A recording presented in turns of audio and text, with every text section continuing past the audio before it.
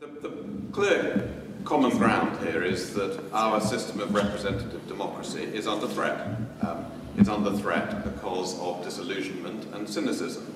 If you have 3 elections in a row, as we have had, with exceptionally low levels of participation, so those of us who fought, in my case, unsuccessfully in the 1992 election, remember that in that election there was an extraordinarily high turnout. In my then very marginal constituency, there was a turnout of 84%, which is quite extraordinary in a system, happily like ours, where participation is voluntary. And when you have that in 2 successive elections, in 97 and 2001, tumbling down to, in 2001, a turnout of less than 60%, you can see that there is a real concern about our system of representative democracy. And it is essentially, I think, about trust in politicians. I think Douglas and Eleanor have identified many of the concerns that there are. A sense that in a political environment where happily, actually, over the last 20 or 30 years, the areas, some previous areas of deep contention, deep disagreement, the gulfs, the ideological gulfs between parties, some of those have been taken out of contention. There is a much greater degree of consensus about some of the biggest issues. 20, 30 years ago, the Labour Party disagreed with the whole idea of capitalism. There was contention about whether Britain should have an independent nuclear deterrent. There was dispute about whether the trade unions should have extraordinary legal privileges. So many of these things have been taken out of dispute. So the range of political disagreement has, in reality, and this is to the benefit of Conservatives because it has converged much more around the centre ground that we had laid out over that period.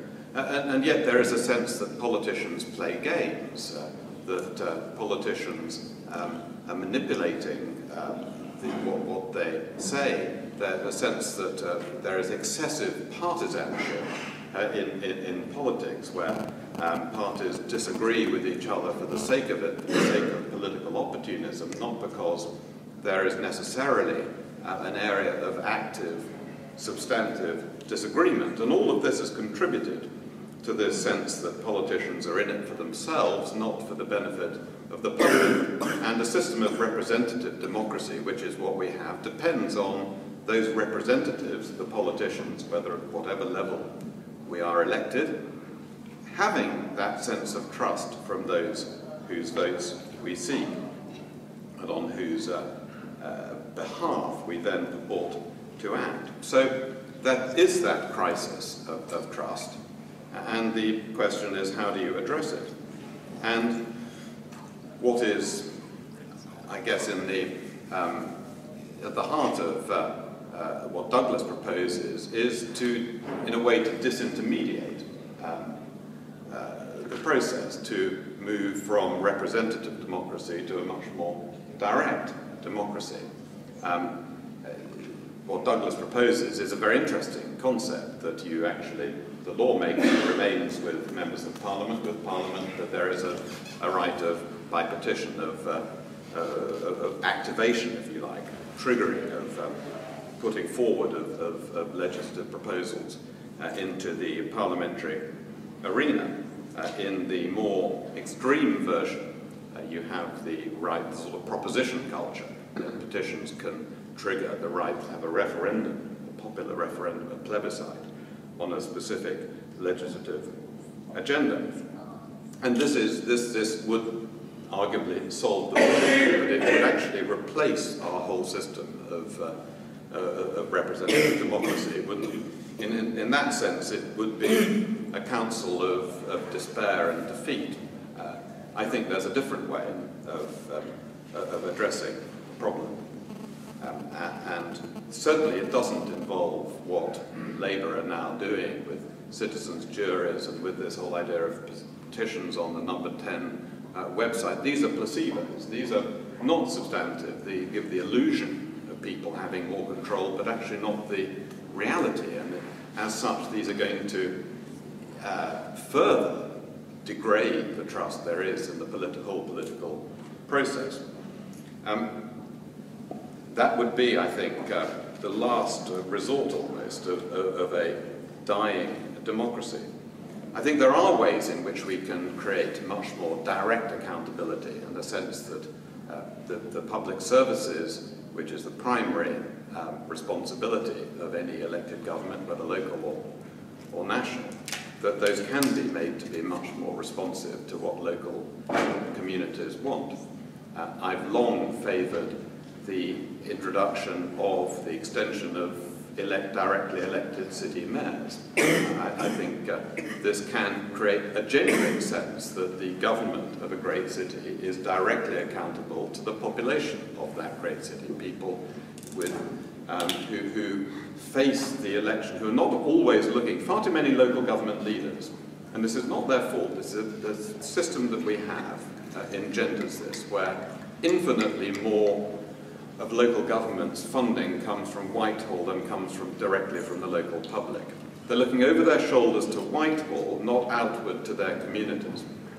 The directly elected mayor has no option but to look out to the community that he or she represents, because that's where his or her livelihood and right to power come from, very directly.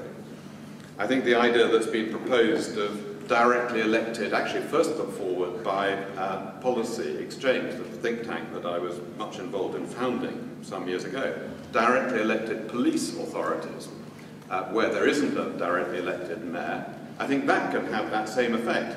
The Chief Constable, talk to any Chief Constable, and what he's concerned about is not what the communities think, primarily.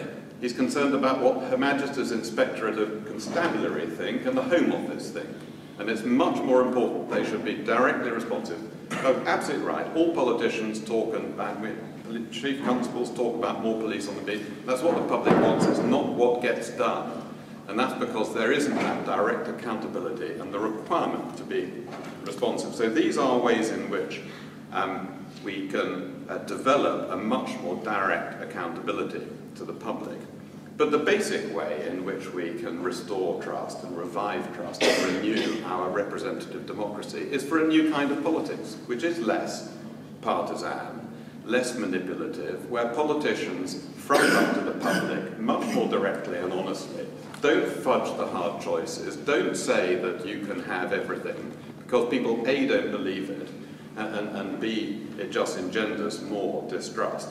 Honest politics, where we tell people the truth as it is, give people hard choices, wins the respect of the public. And that's actually the party that we must be, and David Cameron is desperately committed to us being. And that will not only help us, I think, to get elected, as I'm sure we can and will, but it will actually serve to renew and revitalise representative democracy. I think to replace our representative democracy with direct democracy in the entirety would be the counsel of desperation and the last resort, and I don't think we're there yet.